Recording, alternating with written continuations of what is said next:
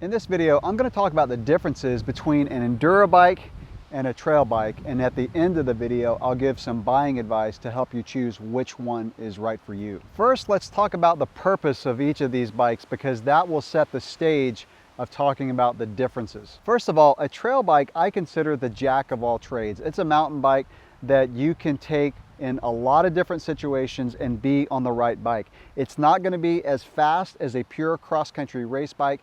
It won't be quite as capable on rough technical downhills as an Enduro bike, but everything in between is going to do very well. An Enduro bike, on the other hand, is really focused on the downhill. I consider an Enduro bike a downhill bike that you can also pedal. Enduro bikes today are built with enduro racing in mind. And in enduro races, you are timed on the downhill sections, but you also have to pedal to the uphill sections. So you need a bike that you can pedal to the top without completely wiping you out. Now, to pigeonhole an enduro bike as a race-only bike is not fair because there's a lot of people out there that want to focus on the downhills. There are people who may not have access to a shuttle or a ski lift, or may just want to pedal the bike up to the top of the hill, but really focus on the downhills. For me, there's no other bike that I'd rather be on rough, technical downhills than an enduro bike. However, you do have to consider that it's going to take more energy to pedal an enduro bike to the top of the hill. So that's why I say it's more focused on the downhills. Even though you can pedal it to the top, you're not going to get to the top as fast as you would on a trail bike. With that, let's get into the differences between these two bikes. The first thing that we'll talk about is wheel size and travel. And when I say travel, that's how much the suspension moves when you hit a bump. For trail bikes, you're going to see a mix of 29-inch wheels and 27.5-inch wheels. Suspension travel on trail bikes is generally going to range between 120 millimeters to 150 millimeters. This is a bike with 120 front and rear. Typically what you'll see, if a trail bike has 29-inch wheels, the travel will be between 120 and 130. A popular combination for 29ers is to have 130 up front and about 120 in the back. Now if it's a trail bike with 27.5-inch wheels, you're going to see more travel, and that's going to get up to around 140 to 150 millimeters of travel. Again, a popular combination for trail bikes with 27.5-inch wheels is to have about 150 mil travel in the front and about 140 millimeters of travel in the rear. Moving over to the Enduro bike, let's talk about wheel size first. And this is where it gets interesting because it wasn't too long ago that Enduro bikes were 27.5-inch wheels. Most Enduro bikes today are going to be 29-inch wheel bikes. And the reason for that is that Enduro bikes are made for stability and speed on a downhill, and that's where 29-inch wheels really shine. Suspension travel on Enduro bikes is going to range between 150 and 180 millimeters. Of course, they have more travel because they're designed to encounter bigger hits at faster speeds. So when you're going downhill, the faster you hit a bump, the harder it's going to hit the bike and the more suspension travel you're going to need. It's common to see Enduro bikes and trail bikes for that matter to have a little bit more suspension travel in the front. So a popular combination with Enduro bikes is to have 160 to 170 millimeters of travel on the front fork and to have 150 millimeters of travel in the rear. Going back to the trail bike, one thing I do want to mention is the reason that you still see 27.5-inch wheels on trail bikes is because 27.5-inch wheels are a lot of fun. And with trail bikes, overall speed is not necessarily the goal. Having fun on the trail, getting out, enjoying riding is really the main point of a trail bike, and that's why, again, you'll see some trail bikes with 27.5-inch wheels. Looking at the front fork, on trail bikes, you're going to have forks with stanchion tubes that are about 34 to 36 millimeters thick. For example, if you see a Fox 36, that means these stanchion tubes are going to be 36 millimeters. Forks on Enduro bikes are going to have thicker stanchion tubes. For example, this bike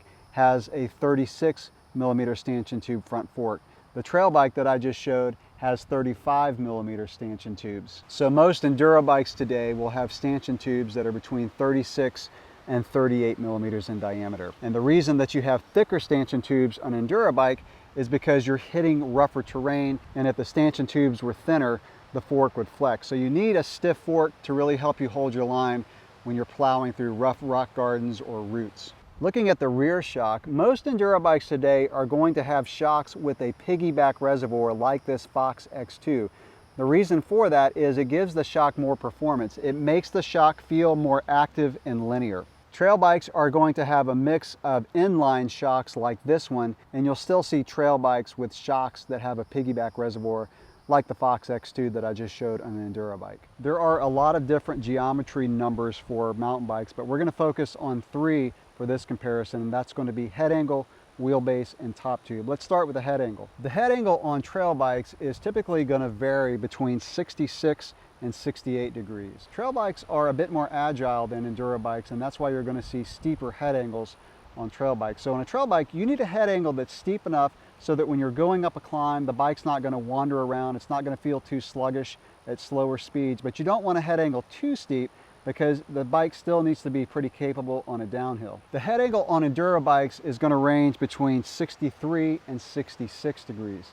So that's a slacker head angle. That's going to keep the bike more stable at higher speeds. However, it is going to make the bike feel more sluggish on slower terrain, especially if you're on like a smoother cross-country trail. It's going to make the bike just feel heavy in the steering.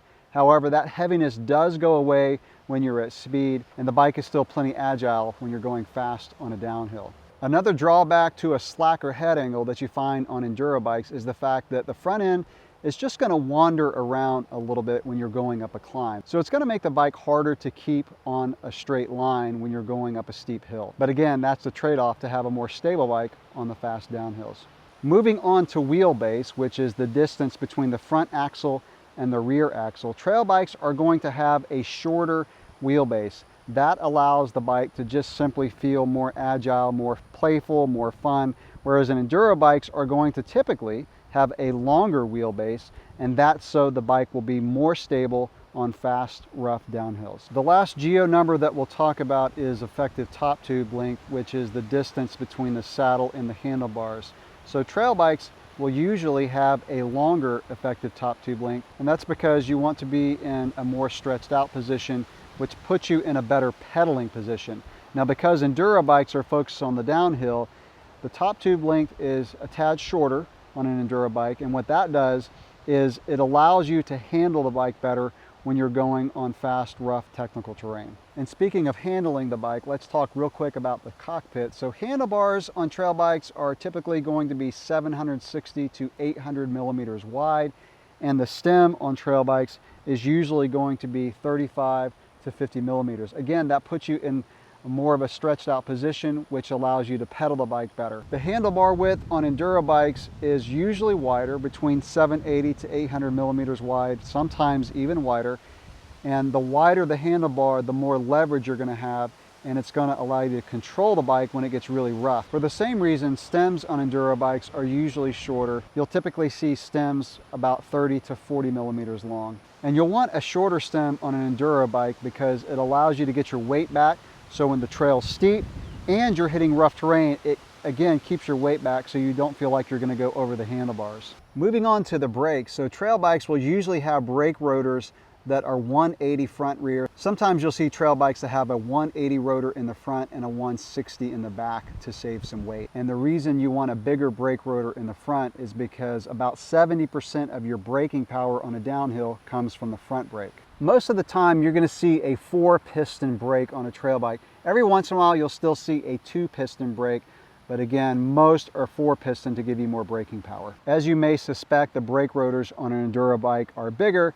Most of the time you'll see a 200 millimeter brake rotor in the front and also a 200 millimeter brake rotor in the rear. And you will pretty much always see Enduro bikes with 4-piston brakes. The tire widths on trail bikes are generally going to range between 2.3 and 2.5 inches in width, and most of the time on trail bikes and Enduro bikes for that matter, you're going to see a bigger tire in the front and a smaller tire in the rear. So a popular combination for trail bikes is to have a 2.4 in the front and a 2.3 or 2.35 in the back. Also, the knobs on trail bikes are not going to be quite as burly. They won't be quite as high and quite as big, because if the knobs are too big, the bike's going to feel more sluggish, and you don't necessarily need big knobs on trails that are smoother. Of course, tire widths on Enduro bikes are going to be wider, so typically they'll be between 2.4 and 2.5 inches. And a popular combination on Enduro bikes is to have a 2.5 in the front and a 2.3 to 2.4 in the back. And because Enduro bikes are focused on the downhills, you're going to be going faster, of course, which means you need more grip, and you're going to see tires with bigger knobs on Enduro bikes. The last thing that I'll mention is the weight of the bikes. Trail bikes will weigh between 25 and 31 pounds, with the average that I found to be around 28 to 29 pounds. Enduro bikes are going to be heavier because they have stronger frames, they have bigger tires, they have suspension with more travel, and they have bigger brake rotors.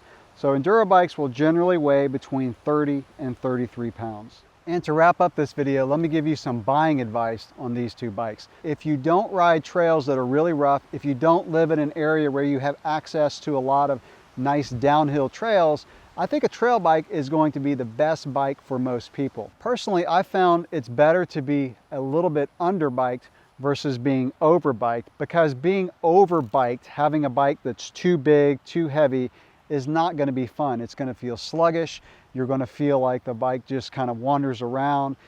The reason that you have an Enduro bike is to go fast on a downhill. If that's you and you like flying down rough downhills, an Enduro bike is it. It is going to be slower going uphill. It's going to feel heavier on cross-country trails. But again, it's focused on having fun and going fast on downhills. Like I said at the beginning of the video, the trail bike is the jack of all trades. It does everything pretty well, and sometimes you'll be faster on a downhill on a trail bike that's not that rough, because the trail bike is going to be more agile. So again, if the trail is not that rough, you can flick the trail bike around better than an Enduro bike. So that is the difference between an Enduro bike and a trail bike. If you have any questions, drop those below.